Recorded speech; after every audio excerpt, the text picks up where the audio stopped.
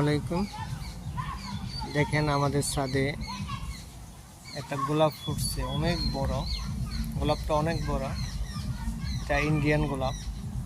এই চারাটা অনেক আগে আনা হয়েছে। এই চারাটার থেকে অনেক চারা করা হয়েছে, এই গাছটার থেকে সেলও করা হয়েছে।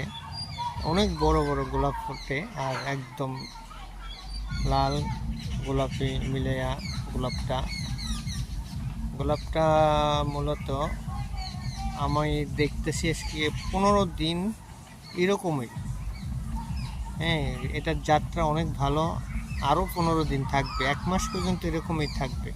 তারপরে পাপড়িগুলা ঝরে যাবে। আমাদের পেজের নাম হাসনা হেনা গার্ডেন।